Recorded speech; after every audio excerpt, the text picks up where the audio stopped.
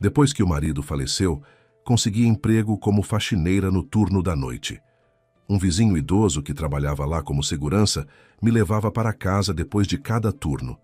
Mas certa vez, ele parou antes do destino e disse: "Filha, hoje você não pode ir para casa." E então me mostrou uma gravação no celular. Bem-vindos ao canal Recanto das Histórias. Antes de começarmos, escreva de onde você está nos assistindo. Isso nos interessa muito. Desejamos a você uma boa escuta dessa história envolvente. Ana estava sentada na cozinha, observando o céu da tarde que escurecia lentamente pela janela. Na mesa, esfriava um chá que ela nem havia tocado. 8 anos atrás, tudo era diferente. 10 anos atrás, ela era uma noiva jovem que acreditava que só a felicidade estava pela frente. Havia conhecido Vitor na fábrica de estruturas metálicas. Ana tinha acabado de entrar para o setor de contabilidade depois de se formar na universidade. Tinha 28 anos e a vida parecia cheia de possibilidades. Vitor trabalhava como engenheiro no setor de produção. Era 5 anos mais velho. Usava óculos de armação fina e sempre cumprimentava as pessoas primeiro. No início, ela não prestava muita atenção nele. Ora, passavam tantos engenheiros pelo corredor do seu escritório. Mas então aconteceu aquela história com o aquecimento. Em junho, os aquecedores da contabilidade pararam de funcionar. Durante 3 dias, as mulheres ficaram sentadas de casaco, batendo os dentes sobre as planilhas. O encanador prometia aparecer, mas não aparecia. Então Vitor entrou, simplesmente veio perguntar sobre algumas notas fiscais e viu Ana soprando os dedos gelados. "Isso é um absurdo", disse ele, e foi embora. 2 horas depois, o escritório estava aquecido. Como ela soube mais tarde, ele mesmo havia descido ao porão, encontrado o problema e consertado. Não disse nada para ninguém, não esperou agradecimento. Ana ficou sabendo por acaso, pela porteira. No dia seguinte, foi até ele no refeitório. "Foi você que consertou o aquecimento?" Ele se constrangeu, ajeitou os óculos. "Era bobagem, uma bolha de ar." "Obrigada." "De nada." Foi assim que começou. Não com flores nem com palavras bonitas, mas com uma bolha de ar em canos velhos. O casamento foi simples. Os pais de Ana já haviam falecido. Vitor tinha apenas a mãe, que vivia no interior, e não pôde comparecer por motivo de saúde. Registraram a união num cartório pequeno na periferia e sentaram num café com alguns amigos. Ana usou um vestido branco simples, que ela mesma havia refeito do vestido de formatura. Vitor a olhava como se ela estivesse com um traje de noiva do melhor estilista. "Você é a mais linda", ele sussurrou ao seu ouvido quando dançaram sua única valsa de casamento ao som de uma música antiga tocada num toca-fitas. Os primeiros anos foram bons. Não ricos, não luxuosos, mas bons. Um pequeno apartamento de um quarto que alugavam de uma senhora idosa. Cafés da manhã a 2, quando ainda estava escuro lá fora. Noites com livros. Vitor gostava de ler em voz alta, e Ana ouvia com a cabeça apoiada no ombro dele.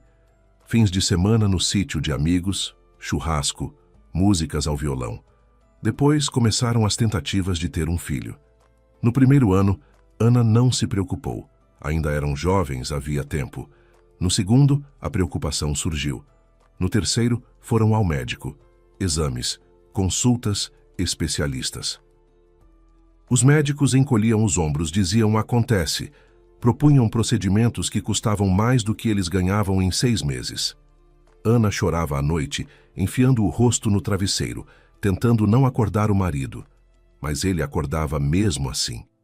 "Ana, o que foi?" Ele acariciava seu cabelo. "Temos um ao outro. Isso é o que importa. E se nunca pudermos ter filhos, viveremos os 2. Isso é pouco?" Ela queria acreditar que era suficiente. Às vezes conseguia. 5 anos atrás, a fábrica fechou. Foi como um raio em céu azul. Todo mundo sabia que as coisas iam mal, mas ninguém acreditava que chegaria ao fim. Os trabalhadores foram reunidos no auditório. O diretor dizia algo sobre situação econômica difícil, sobre medidas necessárias. Ana olhava para os rostos dos colegas, perdidos, assustados, as mulheres da contabilidade com quem havia trabalhado durante tantos anos, os homens dos setores de produção, com famílias, empréstimos, pais doentes. Vitor encontrou o emprego mais rápido do que ela esperava. Uma pequena construtora chamada Constru Brasil precisava de um especialista em compras de materiais. O salário era bom, até melhor do que na fábrica. Vitor comemorava. Finalmente poderia poupar para a entrada de um apartamento. Eles sonhavam com a casa própria há tanto tempo. Ana também conseguiu emprego, embora não imediatamente. Durante 6 meses, viveu de bicos temporários. Fazia contas numa empresa, ajudava com relatórios em outra. Depois encontrou lugar numa pequena empresa de venda de materiais hidráulicos. O trabalho era entediante, o chefe vivia insatisfeito, mas pagavam em dia. Nos primeiros 2 anos na Constru Brasil, Vitor era o mesmo de sempre. Voltava para casa cansado, mas satisfeito.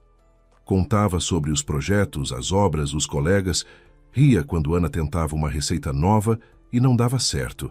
Planejava como iriam ao mar no verão, pela primeira vez em muitos anos. Ao mar, eles nunca foram. As mudanças começaram aos poucos, quase imperceptivelmente. A princípio, Ana atribuía tudo ao cansaço. Vitor começou a chegar tarde. Vinha depois das 10, às vezes depois da meia-noite. Dizia que havia muito trabalho, que os prazos estavam apertados, que a chefia cobrava demais. Ela acreditava, mas sabia como era no final do trimestre. Depois apareceram as ligações. O celular de Vitor tocava em horas estranhas, bem cedo de manhã, tarde da noite. Ele pegava o telefone e saía para a varanda ou para o banheiro. Falava baixinho em frases curtas. Voltava com o rosto fechado. Quem era? Do trabalho. Nada importante. Mas os olhos diziam outra coisa. Certa vez, Ana o viu por acaso, verificando a fechadura da porta de entrada.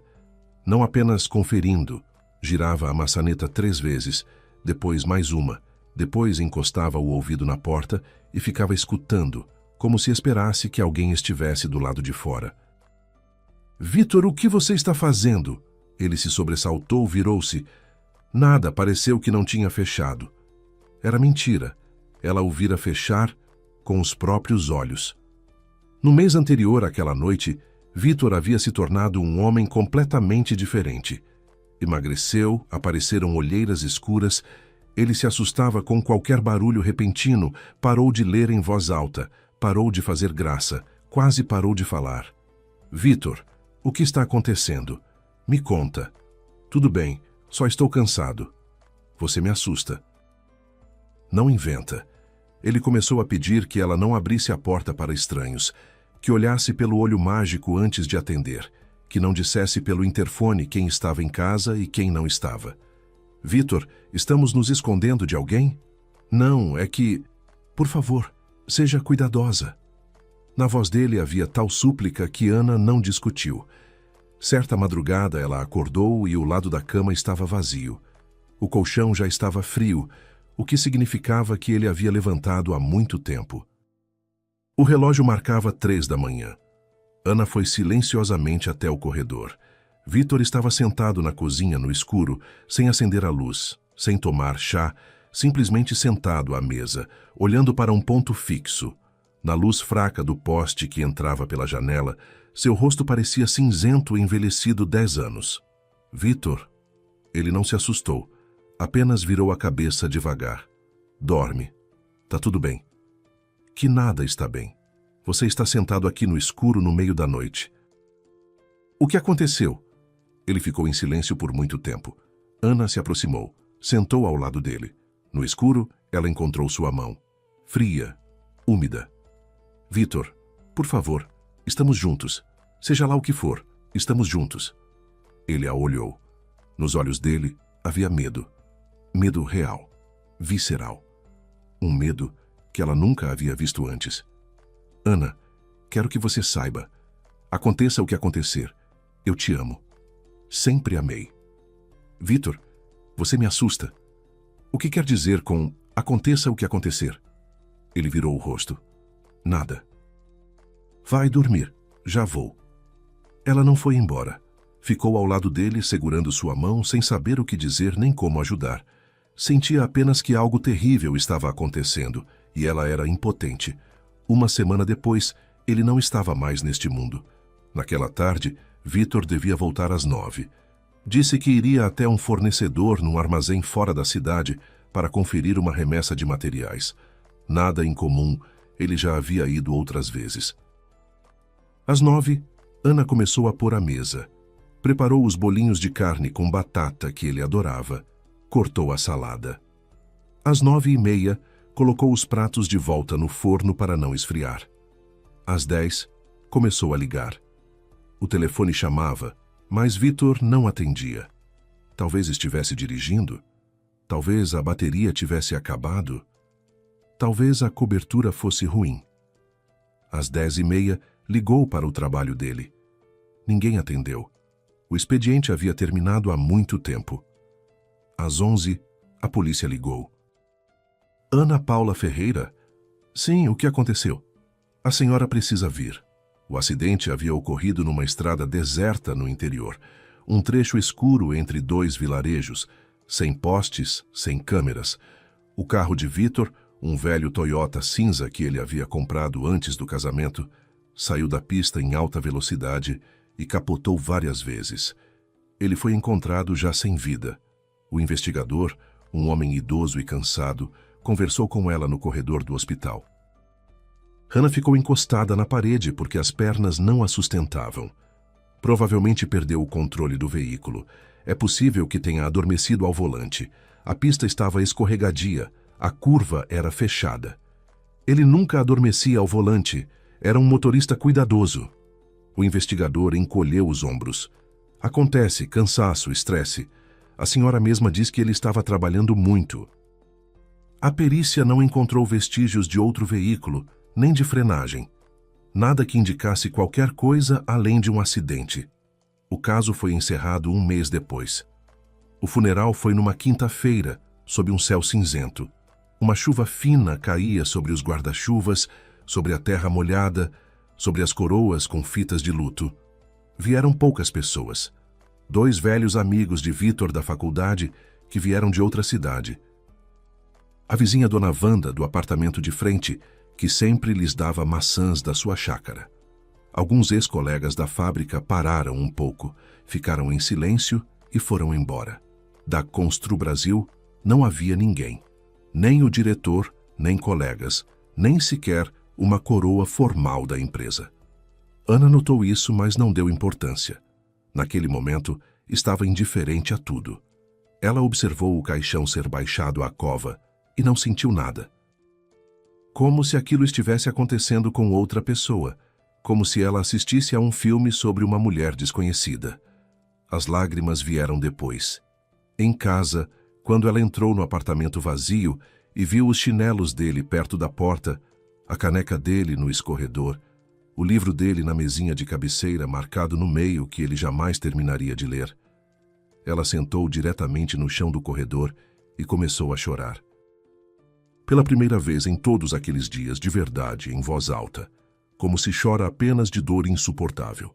Chorou até ficar rouca, até as lágrimas acabarem, até não restar nada por dentro além do vazio. Ela tinha 38 anos. Era viúva. E havia uma vida inteira pela frente que ela não sabia como viver. As primeiras semanas depois do funeral se fundiram numa única mancha cinzenta. Ana acordava, mecanicamente preparava café para 2, depois jogava a segunda xícara fora. Andava pelo apartamento tropeçando nas coisas de Vitor, o suéter nas costas da cadeira, o aparelho de barbear no banheiro, a caderneta na prateleira. Cada objeto era como um soco no estômago. Conhecidos e vizinhos ligavam, diziam as palavras certas. Segura a onda, o tempo cura, ele não ia querer te ver assim. Ana concordava, agradecia, desligava o telefone. As palavras escorregavam por ela sem penetrar. Voltou ao trabalho 2 semanas depois. O chefe da empresa hidráulica, seu Geraldo, a recebeu com um olhar azedo. Lara, temos um relatório urgente. Dá para entregar até sexta? Nenhuma palavra de condolências, nem sequer a forma de como vai. Apenas o relatório até sexta. Ana acenou com a cabeça e foi para sua mesa. Os números flutuavam diante dos olhos, não formavam colunas com sentido. Ela cometia erros, refazia, errava de novo. Ao fim do dia, a cabeça latejava. Um mês depois, seu Geraldo a chamou ao escritório. Lara, seu desempenho ultimamente está péssimo. Entendo que você está de luto, mas negócio é negócio. Ela olhava para o rosto carnudo dele, para os olhinhos oleosos, e pensava: será que ele é capaz de sentir alguma coisa? Há algo vivo dentro dele? Estou me esforçando, seu Geraldo. Pouco esforço. Então, olha, te dou um mês para melhorar.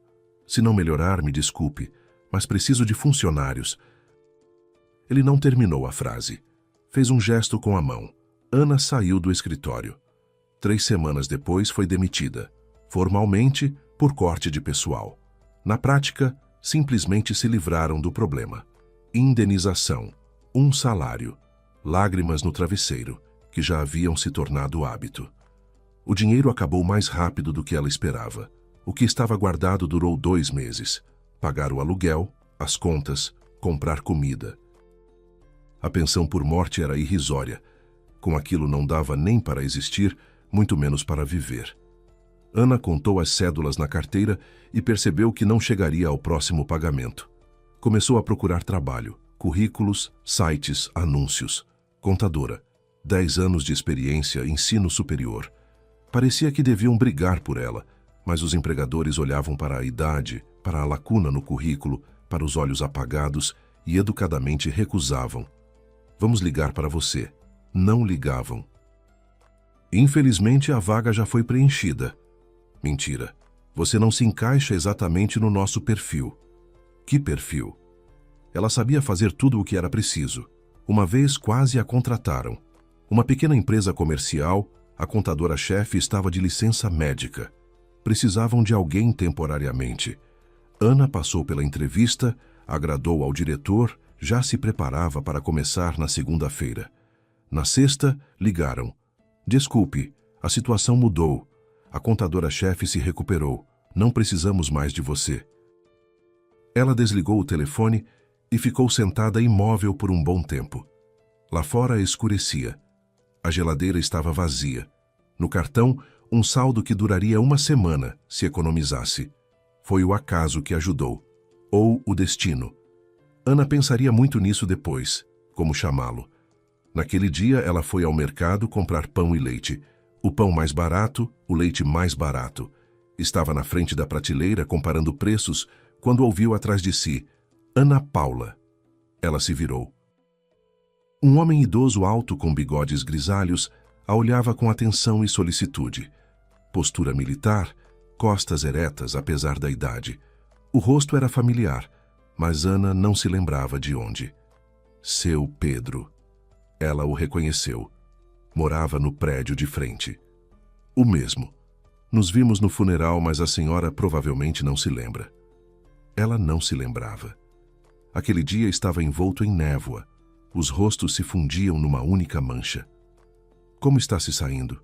Ele perguntou de forma simples, sem a solidariedade forçada. Difícil, não é? E Ana respondeu honestamente, sem saber bem por quê. Talvez estivesse cansada de fingir que estava tudo bem. Com dificuldade, seu Pedro. Não consigo encontrar emprego. O dinheiro está acabando. Ele fez uma pausa, esfregou o queixo. Então, vamos àquele café ali tomar um chá. Tenho um assunto para tratar. No café havia quase ninguém.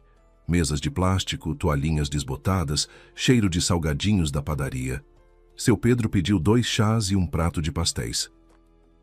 Hannah tentou recusar, mas ele dispensou o gesto. Come, você não está bem.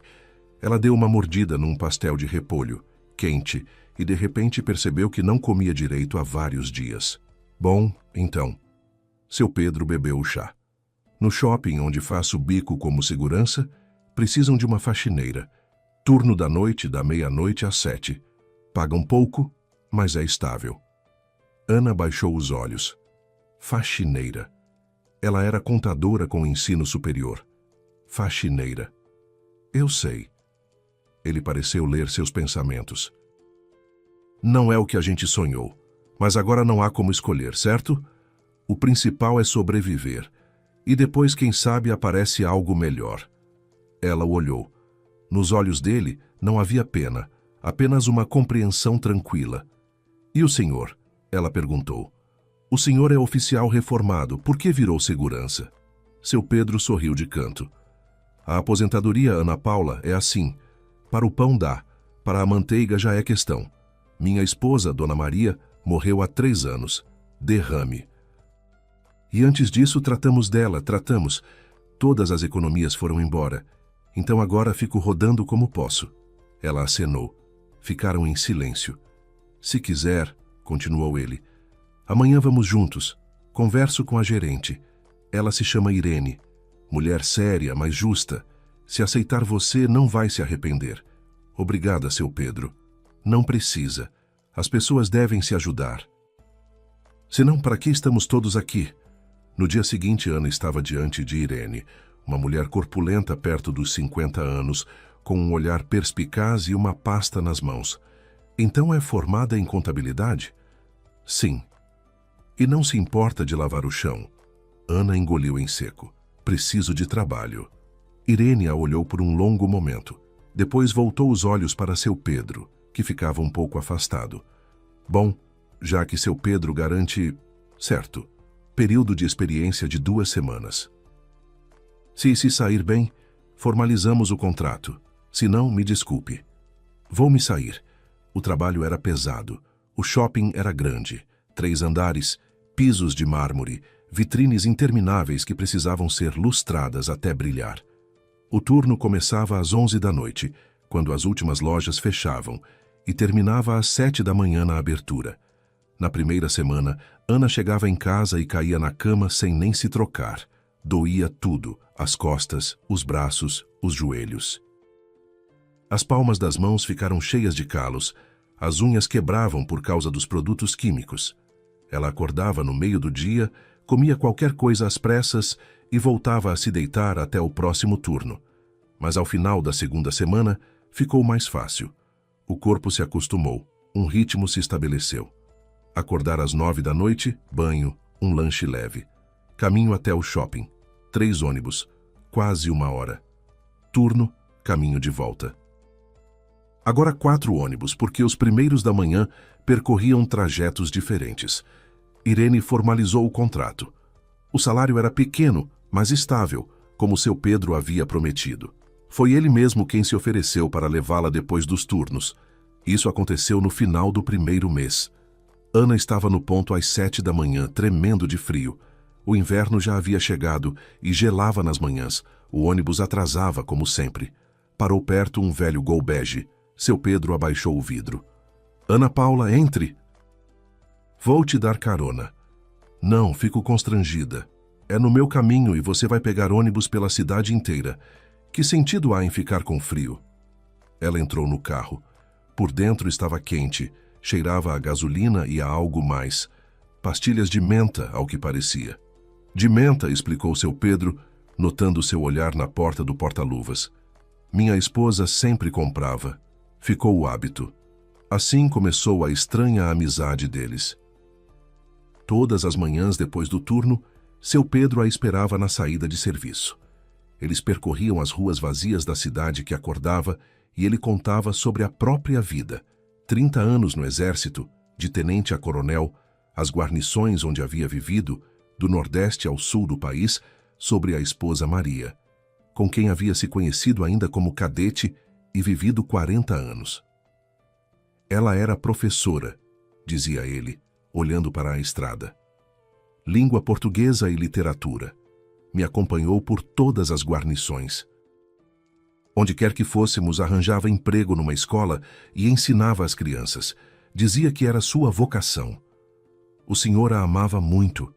Ainda amo. Essas coisas não terminam com a morte. Ana entendia do que ele falava. Aos poucos, ela também começou a contar sobre Vítor, sobre a vida deles, sobre a fábrica, sobre o pequeno apartamento, sobre os sonhos não realizados de ter filhos, sobre o medo nos olhos dele nas últimas semanas, um medo que ela nunca havia conseguido compreender. Sabe, disse ela certa vez, tenho a impressão de que ele estava se escondendo de alguma coisa ou de alguém, mas nunca me disse do quê. Seu Pedro ficou em silêncio. Apenas apertou um pouco mais o volante. Passaram-se 4 meses. O inverno passou pelo ano novo e se esticou até o final de agosto. Ana havia se acostumado à nova vida, solitária, não rica, mas tranquila. Aos domingos, cozinhava almoço para 2 e convidava seu Pedro. Ele trazia doce caseiro, ainda feito por Dona Maria na chácara, e eles ficavam sentados à mesa conversando sobre tudo e nada. Às vezes, ele a chamava de filhinha. Ele tinha uma filha, Tânia, que morava em outra cidade, trabalhava como médica, raramente ligava. Os netos, 2 meninos seguidos, viam o avô uma vez por ano nas férias de verão. É a vida, dizia seu Pedro. Os filhos crescem e voam. É normal, é certo. Mas na voz dele havia saudade. Ana olhava para a cabeça grisalha dele, para as mãos calejadas, para as rugas em volta dos olhos, e pensava em como o destino se tece de formas estranhas. 1 ano atrás, ela jamais imaginaria que estaria lavando pisos à noite e que seu melhor amigo seria um viúvo de 70 anos do prédio de frente. Mas era exatamente isso que havia acontecido. Pela primeira vez em muito tempo, ela sentia que havia um ponto de apoio. Alguém que se importava, alguém que não a trairia. Ela ainda não sabia que o mais importante estava por vir. Seu Pedro foi o primeiro a notar a estranheza. Ana estava esgotada demais depois dos turnos, absorta demais em seus pensamentos, para prestar atenção ao que a cercava. Mas o velho oficial estava acostumado a notar detalhes. 30 anos de serviço haviam ensinado isso. Naquela manhã, ele deixou Ana na entrada do prédio como de costume. Ela acenou com a mão e desapareceu pela porta. Seu Pedro já estava alcançando a chave de ignição, mas se lembrou de que havia esquecido os óculos no porta-luvas. Foi procurar, deslocou alguns papéis, encontrou o estojo e, pelo canto do olho, viu um movimento. Um Celta azul estava parado perto da entrada do prédio ao lado. Por trás dele, um homem numa jaqueta escura espiou. Não saiu completamente, apenas espreitou, como se estivesse se escondendo. Ele olhava para a porta pela qual Ana havia acabado de entrar. Depois pegou o celular e começou a digitar ou a gravar algo. Seu Pedro ficou imóvel, os óculos na mão. Talvez estivesse enganado? Talvez o homem simplesmente esperasse alguém? Talvez tivesse saído para fumar e ao mesmo tempo escrever uma mensagem? O homem guardou o celular, olhou ao redor de forma rápida, furtiva e se enfiou de volta atrás do carro. 1 minuto depois, o Celta deu a partida e foi embora. Seu Pedro ficou sentado no carro por mais 10 minutos, observando as janelas de Ana, a entrada do prédio, o estacionamento agora vazio. Pensava, sem nada de concreto, apenas aquela sensação, como no serviço, quando algo está errado, mas você ainda não sabe o que. O sexto sentido que já lhe salvara a vida muitas vezes. Decidiu não contar a Ana por enquanto. Para que assustar alguém por algo que poderia ser coincidência? Mas decidiu ficar de olho. No dia seguinte, chegou meia hora antes do horário habitual e estacionou à distância atrás de uma velha árvore de onde o pátio era visível. Às 6h55, apareceu o mesmo Celta azul. Parou no mesmo lugar. O homem saiu, encostou-se no carro, pegou o telefone. Fingia estar respondendo mensagens, mas os olhos estavam fixos num único ponto, a entrada do prédio de Ana. Exatamente às 7 chegou o carro de seu Pedro. Ele havia deixado o veículo mais perto do shopping para buscar Ana. Ela saiu, acenou, entrou no prédio. O homem a acompanhou com o olhar, anotou algo e 5 minutos depois foi embora. Seu Pedro sentiu um arrepio por dentro. Passou a ir todos os dias. Estacionava em lugares diferentes para não chamar atenção. Observava, fotografava com o celular. Velho, de teclado, mas com câmera. Em 2 semanas, registrou 5 aparições do desconhecido. Sempre a mesma coisa. O homem chegava entre 6h30 e 7 quando Ana voltava do trabalho. Esperava ela entrar no prédio. Filmava com o telefone a casa, as janelas, a própria Ana, quando tinha oportunidade. Depois ia embora. Uma vez, seu Pedro o viu contornar o prédio pelo perímetro, espiar atrás das lixeiras, examinar a escada de incêndio, como se estudasse rotas de fuga ou de entrada. À noite, seu Pedro não conseguia dormir. Ficava se virando, pensando. O rosto do desconhecido não o largava. Parecia familiar. Havia visto aquele homem em algum lugar. Há muito tempo, mas havia visto. No fim da segunda semana, ele se lembrou. 15 anos atrás, seu Pedro havia conseguido emprego como segurança na fábrica de estruturas metálicas. Era o caminho comum para um oficial reformado. Pagavam pouco, mas o trabalho era tranquilo. Verificar carteiras, fazer rondas, zelar pela ordem. Trabalhou na fábrica por 3 anos, enquanto a saúde permitiu. Nesse tempo, havia visto centenas de rostos. Operários, engenheiros, chefes. A maioria foi esquecida, mas alguns ficaram na memória. Esse homem frequentava o setor de engenharia. Era jovem na época, devia ter uns 30 e poucos anos. Magro, nervoso, olhos inquietos. Trabalhava em algum setor ligado a compras ou abastecimento. Parece que era próximo de Vitor. Seu Pedro os havia visto algumas vezes juntos no refeitório. Como se chamava mesmo? Antônio? Não. Anderson? Também não. André. André Guerreiro. Seu Pedro se sentou na cama tão abruptamente que escureceu diante dos olhos. O coração disparou. André Guerreiro. Ele havia trabalhado com Vitor. Depois, quando a fábrica fechou, ao que parecia tinham ido juntos para aquela construtora, a tal Constru Brasil. E agora esse homem estava vigiando Ana. Por quê? Na manhã seguinte, seu Pedro não levou Ana pelo caminho habitual. A 2 quarteirões de casa dela, dobrou num beco entre prédios antigos de 5 andares e parou o carro. Ana olhou para ele surpresa. Seu Pedro, o que houve? Quebrou alguma coisa? Ele desligou o motor, ficou em silêncio por um momento, reunindo coragem. As mãos no volante tremiam levemente. Filhinha, disse ele baixinho, hoje você não pode ir para casa. Por enquanto não pode. Agora vai ver tudo. Ele pegou o celular, apertou as teclas com dificuldade. Ainda não havia se acostumado bem à tecnologia. E virou a tela para Ana. Na tela estava o pátio dela. Manhã cedo, luz cinzenta, carros estacionados nas ruas. Por trás do Celta azul saiu um homem de jaqueta escura. Olhou ao redor de forma rápida e habitual, como alguém que faz isso com frequência. Depois tirou o celular e começou a filmar. A entrada do prédio, as janelas do 3º andar, as janelas de Ana, o prédio em si, a fachada, as sacadas, a porta de entrada. A gravação durava pouco mais de 1 minuto. O homem guardou o celular, entrou no carro e foi embora. Ana olhava para a tela. As mãos foram esfriando devagar. Isso é o quê? Estou observando ele há 2 semanas, disse seu Pedro. Ele aparece toda vez que você chega. Vigia seu apartamento, filma com o celular, às vezes dá a volta no prédio inteiro. Mas quem é? Por quê? Seu Pedro pôs a palma da mão sobre a mão dela. O nome dele é André Guerreiro. Lembra dele?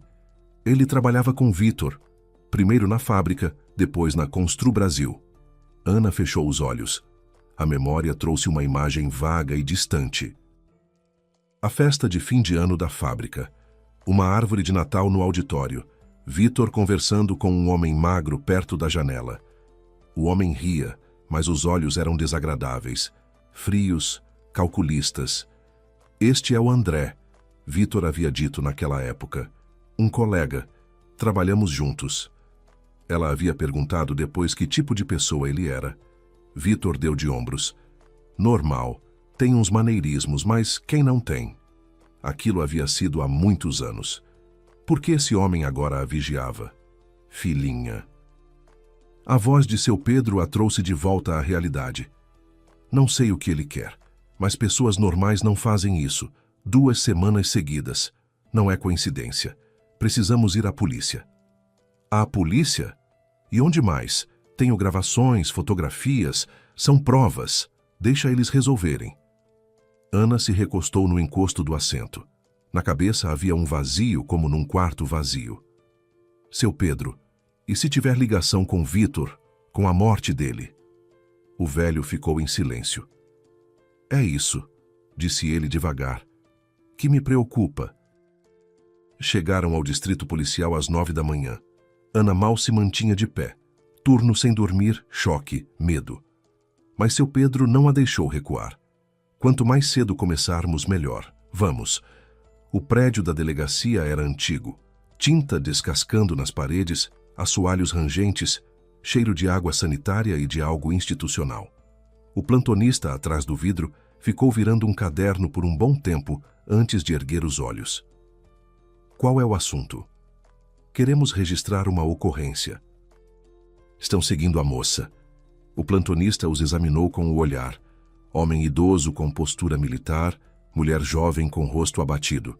Algo relampejou nos olhos dele. Não se sabia se interesse ou tédio. Sala 12, segundo andar. Investigador Coelho. Subiram pela escada com cheiro de umidade. A sala 12 era pequena, abarrotada de pastas. Atrás da mesa havia um homem jovem de uns 30 e poucos anos. Cabelo curto, olhos cansados, uma mancha de café na manga da camisa de farda. Na mesa, uma xícara pela metade, um cinzeiro com bitucas, apesar de ser proibido fumar em locais fechados. Rodrigo Coelho. Ele se apresentou sem se levantar. Sentem-se. O que há? A princípio, ele ouvia com ceticismo. Enquanto Ana explicava a situação, o homem perto do prédio, as filmagens, o medo, ele acenava, fazia anotações no caderno, mas o olhar dizia: pode ser que a mulher esteja esgotada, exagerando, talvez um ex-pretendente que não se conforma. Depois seu Pedro tomou a palavra. Com precisão militar. Datas, horários, fatos. Mostrou as fotografias. O homem perto do carro, o homem perto da entrada, o homem com o celular na mão. Mostrou a gravação em vídeo. Coelho pegou o celular, assistiu, depois assistiu de novo, com mais atenção. Seu rosto mudou. O tédio deu lugar à atenção. Então, 2 semanas de observação sistemática, ele bateu a caneta na mesa. E a senhora afirma que esse homem trabalhava com o seu falecido marido? Sim, André Guerreiro. Primeiro na fábrica de estruturas metálicas, depois na Constru Brasil. Quando o marido faleceu? Há 1 ano. Acidente de carro. O caso foi investigado, encerrado como acidente. O investigador anotou algo no caderno e ficou em silêncio. Certo. Deixe seus contatos, vamos verificar. Vai verificar e o quê? Seu Pedro o encarou sem piscar. Esse homem vigia a viúva de um falecido, filma o apartamento dela, estuda os acessos à residência, e o senhor vai verificar. Coelho se recostou na cadeira, esfregou o nariz. Seu Pedro, entendo sua preocupação, mas por enquanto não há crime configurado. O homem fica na rua, olha para um prédio. Isso não é proibido. Filmar também não. Para que eu possa agir, preciso de mais. Então encontre mais. Para isso existe a polícia. Foram embora, deixando o registro e cópias das gravações. Ana não acreditava que alguém fosse se ocupar do caso. Vezes demais, ela havia ouvido: vamos ligar para você, nos últimos meses. Vezes demais essas palavras haviam sido apenas vento. Mas desta vez, errou. 3 dias depois o telefone tocou. Ana Paula, investigador Coelho. Pode vir? Tenho um assunto importante. Ela foi sozinha. Seu Pedro ficou de guarda perto do prédio dela, por precaução. Pelo caminho, os pensamentos giravam na cabeça. O que ele havia encontrado? Algo ruim, algo bom. Há algo de bom em situações assim? No escritório do investigador havia cheiro de fumaça, apesar da proibição. A janela estava aberta, mas a fumaça ainda pairava no ar. Coelho parecia diferente, concentrado, tenso. Havia olheiras, como se não tivesse dormido. Sente-se, ele indicou a cadeira. Café? Chá? Não, obrigada. O que o senhor descobriu? Ele hesitou, levantou, caminhou pelo escritório, parou na janela, olhando para a rua. Verificamos Guerreiro. André Guerreiro, 42 anos. De fato, trabalhou com seu marido. Primeiro na fábrica, depois na Constru Brasil, sem antecedentes criminais. À primeira vista, um homem comum. Virou-se para ela, mas fui mais fundo. Levantei os documentos financeiros da Constru Brasil, ouvi ex-funcionários e encontrei algo interessante. Ana entrelaçou os dedos no colo. Os dedos estavam gelados. Ana Paula, preciso lhe comunicar algo. Temo que seja difícil de ouvir. Fale. Estou pronta. Ele se sentou à mesa, abriu uma pasta. Dentro havia papéis, impressos, fotografias. Seu marido e Guerreiro cuidavam das compras de materiais para a Constru Brasil. Oficialmente buscavam fornecedores, fechavam contratos, controlavam as entregas. Mas havia algo mais. Tirou da pasta algumas folhas. Superfaturavam os preços, combinavam com os fornecedores para que as notas fossem maiores do que os valores reais e dividiam a diferença entre si. Isso se chama propina e durou cerca de 3 anos. O chão oscilou, as paredes giraram. Ana se agarrou à borda da mesa. Isso é impossível. Vitor jamais faria isso. Ele era um homem honesto. Não podia. Temos documentação. Coelho falava com delicadeza, mas com firmeza. Transferências bancárias, contratos com fornecedores, os reais e os falsificados. Seu marido guardava dinheiro numa conta separada, da qual a senhora não tinha conhecimento. Aqui está o extrato. Ele lhe estendeu uma folha. Ana olhava para os números, mas eles não formavam um todo com sentido. Algumas quantias, algumas datas. O nome do marido no campo titular da conta. Quanto havia? Ela perguntou baixinho. No momento da morte dele, cerca de 800 mil. Mas em 3 anos passaram pela conta mais de 2 milhões. 2 milhões. Eles viviam num apartamento alugado, contavam cada centavo, poupavam para a entrada de um imóvel próprio. E Vitor escondia dela 2 milhões de dinheiro roubado. 6 meses antes da morte do seu marido, continuou Coelho, ele tentou sair do esquema. Temos o depoimento de um ex-funcionário que ouviu a conversa dele com Guerreiro. Vitor disse que não queria mais participar, que queria devolver sua parte e se demitir. E o quê? Guerreiro recusou. Disse que era impossível. Eles brigaram feio, gritaram um com o outro, quase se agrediram. Depois disso, seu marido cortou contato com Guerreiro, ia ao trabalho, fazia o que tinha de fazer e ia embora. Não conversava com ninguém. Ana se lembrou do último mês antes do acidente. Vitor conferindo as fechaduras. Vitor se sobressaltando com os telefonemas. Vitor sentado no escuro da cozinha com medo nos olhos. Agora ela entendia. Ele tinha medo. Medo daquilo que ele mesmo havia criado. E depois o acidente, ela disse. Sim, mas agora sabemos mais. Coelho tirou da pasta mais uma folha. Reexaminamos o caso da morte de seu marido. Levantamos os materiais, ouvimos pessoas novamente e encontramos uma testemunha que havíamos perdido na ocasião. Perdido. Ela não quis dar declaração, ficou com medo, mas agora concordou em falar. Ana o olhava sem piscar. Um homem, 56 anos, mora numa localidade perto do local do acidente. Naquela noite, ele voltava para casa pela mesma estrada, uns 10 minutos atrás do carro do seu marido, e viu algo. Um SUV escuro, grande, preto ou azul escuro. Ia atrás do Toyota do seu marido, depois ultrapassou e o empurrou para fora da pista. A testemunha viu o carro voar para a valeta, ficou com medo, acelerou e foi embora. Depois viu a notícia do acidente, mas ficou calada com receio de ser envolvida em algo. Ana cobriu o rosto com as mãos. Todo esse tempo, 1 ano inteiro, ela pensava que Vitor havia morrido por acidente. Cochilou ao volante, perdeu o controle, não conseguiu fazer a curva. Ela havia sofrido, chorado, tentado se conformar, e ele havia sido assassinado. Decretamos a prisão preventiva de Guerreiro, disse Coelho. Mas há um problema. Ana tirou as mãos, olhou para ele com os olhos vermelhos. Qual? Ele não podia ter feito isso sozinho. Guerreiro não tem carro. Sempre usou transporte público ou aplicativo. E segundo nossos dados, naquela noite ele estava em outro lugar, numa festa de aniversário de um conhecido. Há testemunhas. Então quem foi? Coelho ficou em silêncio. Acreditamos que há alguém mais por trás de tudo isso.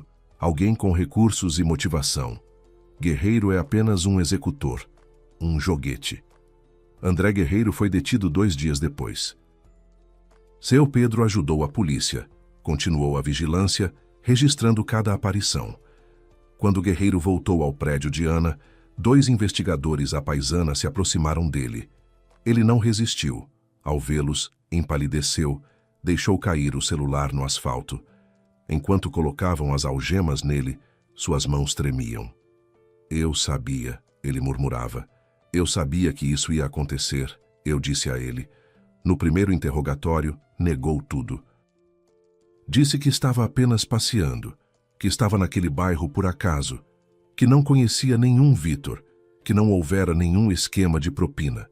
A voz se quebrava, os olhos disparavam para todos os lados. Mostraram-lhe os documentos, transferências bancárias, contratos com fornecedores, o segundo conjunto de notas fiscais com preços inflados. Mostraram o depoimento da testemunha sobre o SUV escuro. Mostraram as gravações em vídeo de seu Pedro. No segundo interrogatório, Guerreiro ficou calado, encarando a mesa, não respondia às perguntas, bebia água copo atrás de copo, ia ao banheiro várias vezes. No terceiro, desmoronou. Aconteceu ao anoitecer, quando já estava escurecendo lá fora. Coelho fez mais uma pergunta sobre o SUV escuro, sobre quem estava ao volante, e Guerreiro, de repente, começou a rir. Uma risada terrível, histérica, feia. Ele gargalhava com a cabeça jogada para trás e as lágrimas escorriam pelo rosto. A risada virou tosse. A tosse, um estertor. O policial de guarda deu um passo à frente, mas Coelho o deteve com um gesto. Você acha que fui eu que inventei tudo isso? Guerreiro conseguiu dizer quando conseguiu falar. Acha que eu teria arriscado por vontade própria? Sou um covarde, entende? Fui covarde a vida inteira. Então quem foi? Guerreiro limpou o rosto na manga. Sou apenas um executor, um joguete. Fiz o que mandaram. O verdadeiro dono é o Sérgio Ignácio. Quem é esse? Marques. Sérgio Ignácio Marques, diretor da Constru Brasil. Dono, Deus e Rei. Coelho trocou olhares com o investigador que lavrava o protocolo. Sérgio Ignácio Marques. Esse nome era conhecido por todos na cidade. Um homem respeitado, benfeitor, membro da Câmara Municipal. Suas fotos apareciam regularmente nos jornais locais e nos sites da cidade. A inauguração de um parquinho, Marques corta a fita. Uma cerimônia beneficente para veteranos. Marques aperta a mão dos velhos. Um novo complexo esportivo. Marques entrega a bola para as crianças. Têmporas grisalhas, terno caro, sorriso paternal. Um homem em quem se confiava.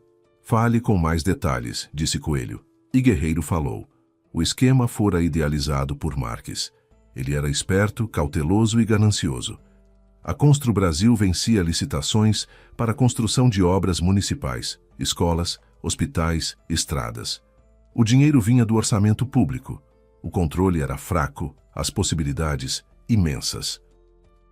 Marques criou um sistema. As compras de materiais passavam por pessoas de confiança, Guerreiro e Vitor. Eles encontravam fornecedores que aceitavam inflar os preços nas notas. A diferença era dividida. 60% para Marques, 20% para cada executor. Estávamos como que fisgados, né, dizia Guerreiro, olhando para o chão. No início era pouco, depois foi aumentando. Marques sabia convencer. Dizia que todo mundo fazia assim, que era normal, que estávamos apenas recebendo o que nos era devido.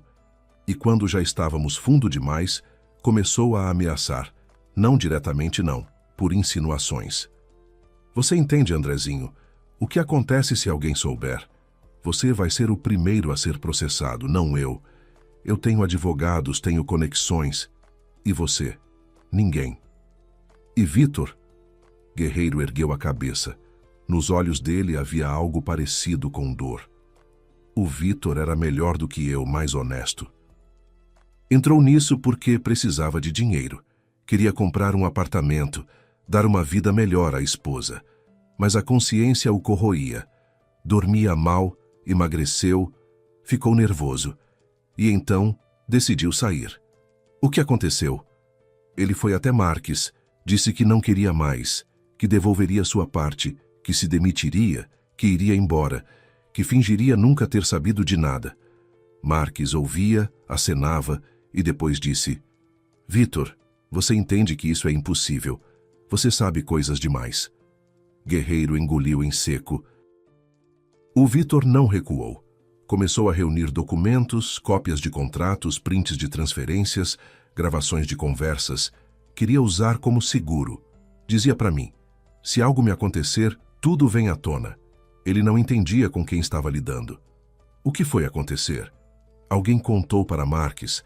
Talvez a secretária tenha ouvido. Talvez alguém do nosso grupo tenha entregado. Não sei. Mas Marques soube dos documentos e tomou uma decisão. Guerreiro ficou em silêncio. As mãos tremiam. Que decisão? Se livrar do Vitor de vez. O silêncio no escritório era tão denso que parecia que se podia cortá-lo com uma faca. Quem estava ao volante do SUV? Perguntou Coelho. O segurança de Marques, Roberto, um sujeito enorme, ex-paraquedista. Marques o pagava para serviços especiais. Ele ficou de olho no Vitor durante alguns dias, estudou o trajeto. E depois... Pausa. E o senhor? Eu ficava vigiando a esposa, a Ana. Marques mandou. Era preciso entender se não tinham sobrado documentos com ela, se ela sabia de alguma coisa, se ia se tornar um problema. E se tornasse... Guerreiro não respondeu, mas a resposta era óbvia. A investigação obteve mandado de busca e apreensão. No escritório da Constru Brasil, no terceiro andar de um centro empresarial, tudo parecia respeitável. Móveis caros, quadros nas paredes, secretária com manicure impecável. Marques recebeu a polícia em seu escritório, calmo, confiante, com um leve sorriso. Em que posso ajudar, senhores? Deve haver algum engano. Temos um mandado de busca. O sorriso não tremeu. Naturalmente. Sou um cidadão que respeita as leis. Fiquem à vontade.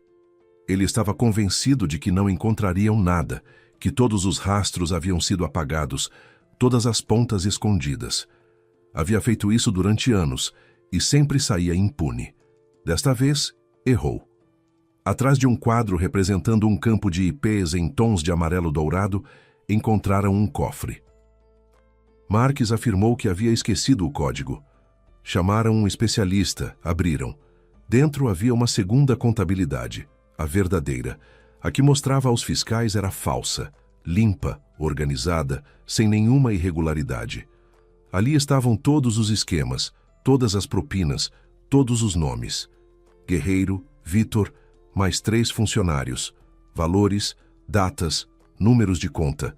E, acima de todos, Marques, organizador, coordenador, principal beneficiário. O dinheiro ia para contas em diferentes bancos. Parte para empresas fantasmas que abriam e fechavam sem deixar rastro. Parte diretamente para Marques, para compra de imóveis, carros, terrenos. Quando os investigadores saíam do escritório carregando caixas com documentos, Marques ainda estava sentado à mesa. O sorriso havia desaparecido. O rosto estava cinzento, envelhecido. Ele havia entendido que era o fim. O julgamento aconteceu 8 meses depois. O salão estava lotado. Jornalistas, curiosos, familiares das vítimas. O caso Marques havia se tornado uma sensação. Um respeitado empresário, benfeitor, membro da Câmara Municipal, havia resultado ser um assassino e um fraudador. Os jornais exibiam manchetes impactantes. As emissoras de TV transmitiam reportagens. Ana estava sentada na terceira fila. Seu Pedro ao lado dela. Ele havia insistido em acompanhá-la. Sozinha você não tem nada a fazer lá, filhinha. Vamos juntos. Ela olhava para Marques, que entrou no salão algemado. Têmporas grisalhas, terno caro, agora amassado e sem frescor. Rosto abatido, olhos apagados. Parecia mais velho do que os seus 50 e poucos anos, como se nesses meses tivesse envelhecido 10 anos. Ao lado dele, Guerreiro, magro, nervoso, olhos inquietos. O mesmo André que ela havia visto uma vez numa festa da fábrica, que ria conversando com Vitor, que depois a havia espionado, filmado a casa, as janelas. Leram as acusações. Organização de homicídio, fraude em quantia especialmente significativa, evasão fiscal, lavagem de dinheiro. A lista era longa. Depois, os depoimentos das testemunhas. O homem que havia visto o SUV escuro, ex-funcionários da Constru Brasil que decidiram falar, peritos que analisaram os documentos. Depois, o depoimento de Guerreiro. Ele falava em voz baixa, olhando para o chão, mas cada palavra era ouvida no salão silencioso. Falou sobre o esquema, sobre Marques, sobre Vitor. Sobre aquela noite em que o segurança Roberto voltou e disse: feito. Ana ouvia sem chorar. As lágrimas havia muito que haviam acabado. Apenas ouvia e memorizava cada palavra, cada detalhe. Ela precisava saber.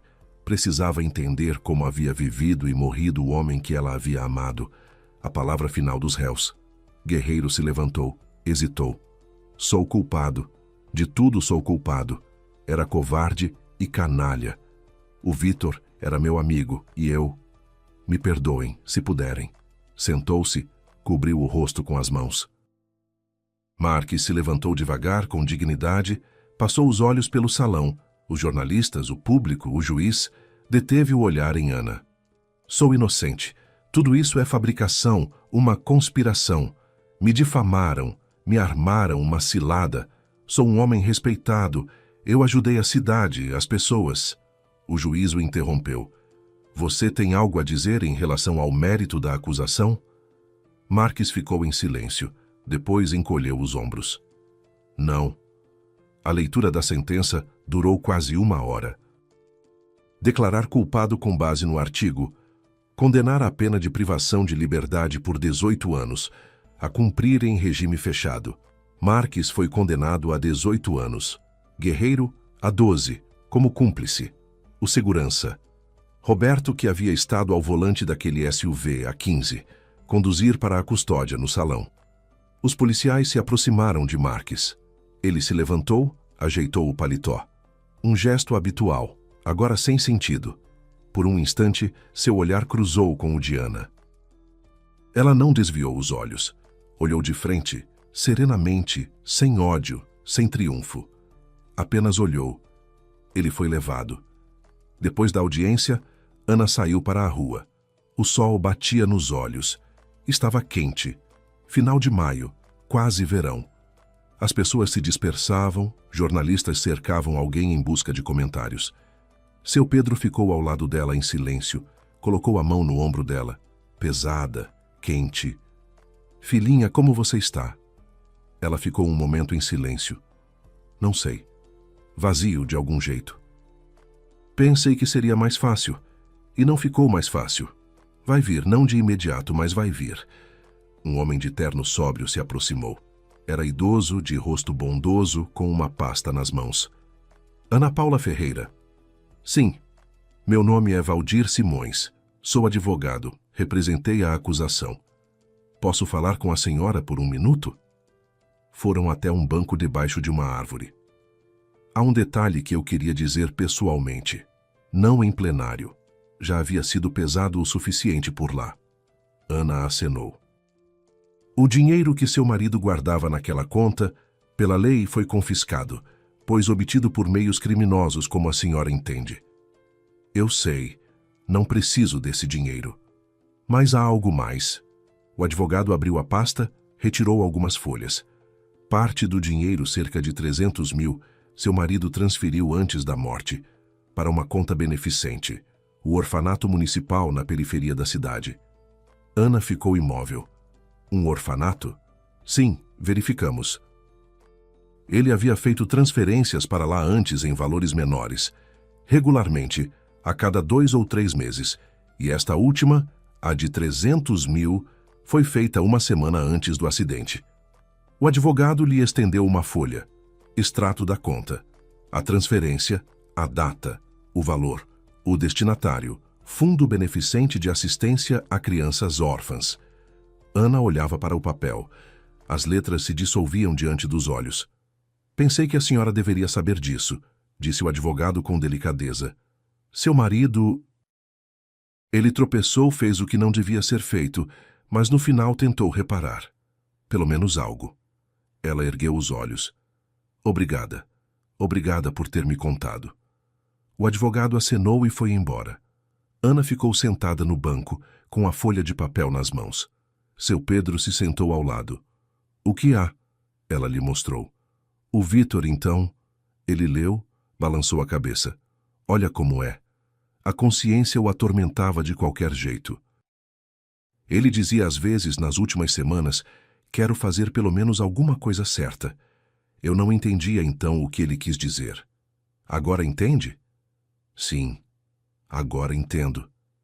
Ela dobrou a folha e guardou na bolsa. Levantou-se. Vamos, seu Pedro. Quero ir para casa. Passou mais um ano. A vida, como sempre acontece, continuou. Não a mesma de antes, diferente, mas continuou. Ana não trabalhava mais como faxineira. Depois do julgamento, Irene a chamou ao escritório. O gabinete da gerente era pequeno, lotado de pastas e caixas, mas aconchegante. No parapeito florescia um gerânio.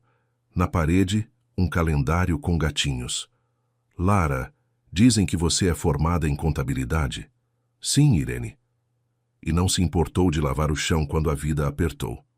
Ana não sabia o que responder. Ficou em silêncio. Gosto de você, Lara. Irene se recostou na cadeira. Não reclama, não se lamenta, trabalha como deve. Isso é raro hoje em dia. Na administração abriu uma vaga. Assistente de contabilidade. Paga melhor do que lavar chão e o trabalho é mais limpo. Aceita? Ana sentiu algo se soltar por dentro. Como se um nó que havia comprimido o peito durante muitos meses começasse a se desfazer. Aceito. Obrigada, Irene. Não precisa de obrigado, vai trabalhar. A partir de segunda-feira. O trabalho era familiar. Números, relatórios, planilhas, conferências. As mãos lembravam, a cabeça dava conta. Os colegas eram pessoas normais. Não fofocavam pelas costas. Não se metiam a perguntar. Sabiam da história dela, provavelmente. Na cidade, muitos sabiam, mas ficavam quietos. E Ana era grata por esse silêncio. O salário permitia não contar cada centavo. Era possível comprar alimentos de qualidade, não os mais baratos. Era possível renovar um pouco o guarda-roupa, ao menos nas coisas básicas. Era possível guardar para um dia de necessidade. Pela primeira vez em muito tempo, Ana sentia que estava de pé. Seu Pedro deixou o emprego. 72 anos, joelhos comprometidos, pressão oscilando, os médicos reclamavam. No último exame médico, o doutor olhou para ele com seriedade. Seu Pedro, o senhor planeja trabalhar até os 100 anos. Já chega, descanse, senão não vai chegar aos 100. Não vai nem aos 70. Ele obedeceu. Não de imediato. Resmungou, resistiu, dizia que em casa morreria de tédio mais rápido do que pela pressão. Mas Ana o convenceu. Seu Pedro, eu preciso que o senhor esteja vivo e saudável, por favor. Contra esse argumento ele não pôde resistir. A amizade deles não acabou. Pelo contrário, ficou mais sólida, mais profunda. Agora que o trabalho não consumia todo o tempo, podiam se ver com mais frequência. Todo domingo seu Pedro vinha ao almoço de Ana. Pontualmente às 2. Ele sempre era pontual. Hábito militar. Trazia algo. Maçãs do mercado, queijo caseiro de uma vizinha conhecida, um pote de mel de um apiário. Ana cozinhava caldo de costela encorpado, denso, com pãezinhos de alho. Era o preferido dele. Uma vez ele admitiu. Dona Maria cozinhava assim. Você faz até melhor, disse certa vez enxugando a boca com o guardanapo. Não conte para ninguém, senão a Maria lá de cima vai ficar com ciúmes. Depois do almoço, xadrez, um jogo de peças de madeira, herança do pai dele. As peças desgastadas, a laca descascada em alguns lugares, mas seu Pedro as guardava com cuidado. Meu pai me ensinou com esse jogo, contava ele, arrumando as peças. Eu tinha 5 anos quando me sentei pela primeira vez diante do tabuleiro. Perdia o tempo todo, claro, e chorava. Meu pai dizia: para de chorar, perder é normal. O importante é aprender com os erros. Ana aprendia, perdia vez após vez, mas não desistia. Seu Pedro explicava, mostrava, analisava as partidas. Ria quando ela fazia jogadas sem sentido. O cavalo anda em L, filhinha. Quantas vezes preciso repetir? E nunca ponha a rainha em campo cedo demais. Vão comer ela. Certa vez, ela ganhou. Por acaso, ele praticamente não havia percebido a torre. Ela aproveitou, mas ganhou. Seu Pedro olhou para o tabuleiro, depois para ela. Um sorriso se abriu em seu rosto. Viu? Eu sabia. Teimosa. Isso é bom. Depois do xadrez, chá. Ana preparava um chá forte, preto como ele gostava. Tirava a geleia de cereja. Ainda de Dona Maria, os últimos potes que restavam. Seu Pedro comia com satisfação. Conversavam sobre a vida, o passado, os planos. Ele contava sobre o serviço, histórias que antes não havia contado. Sobre como quase morreu numa operação de paz no exterior. Sobre amigos que havia perdido. Sobre o amor por Maria, que o havia sustentado em todas as dificuldades. Ana ouvia, às vezes contava ela mesma, sobre a infância, os pais, os sonhos que não se realizaram. Sobre Vítor já com tranquilidade, sem dor, como sobre alguém que havia conhecido um dia, que havia amado, que havia errado. Certa vez, em uma dessas tardes de domingo, seu Pedro de repente se calou. Ficou sentado olhando pela janela, onde um pôr-do-sol se apagava. O rosto estava pensativo, triste. Sabe, filhinha, disse ele, tenho netos. 2 de Tânia, meninos com 1 ano de diferença. O mais velho tem 12, o mais novo, 11. Ana acenou.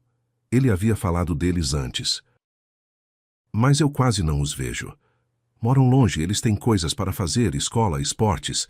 Tânia vem uma vez por ano, fica um dia ou 2, liga de vez em quando em aniversários e festas, sempre correndo, sempre sem tempo. Fez uma pausa. E você?